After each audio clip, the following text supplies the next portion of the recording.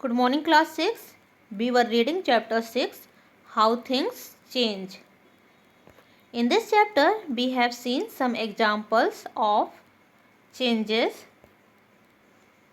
We have seen reversible change, in which we have performed activity 6.1, 6.2, 6.3, 6.4, and now in this class we are going to perform activity 6.5.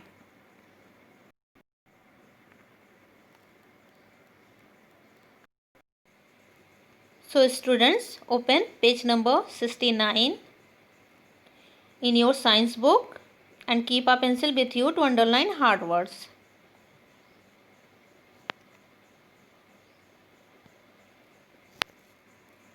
So to perform activity 6.5, we have an aim to observe the reversible change of dough to chapati and chapati back to dough. So to perform this activity you have a procedure. First you have to ask your mother for some dough.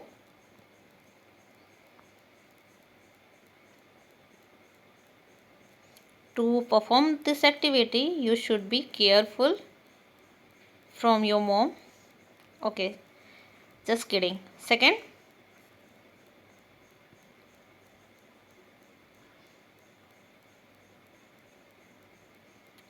you have to take a small amount of dough and make a ball. Next, you have to roll out a chapati from the dough. Observe what happens. You have changed the shape of the dough.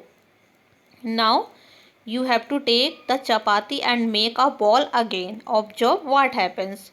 You will get back the ball of dough. So, you saw in this activity that when you made roti or chapati with a ball of flour or dough, the roti became big in a round shape, and when you made this roti in round shape,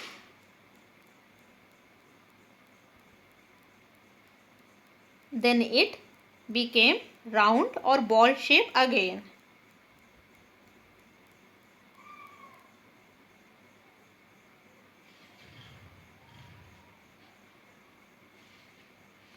You saw that we can bring the dough into any shape, and after making changes we can bring it back to its old stage. Is that clear? Now turn the page. Now think about the changes observed in activity 6.1 to 6.5. What do they have in common?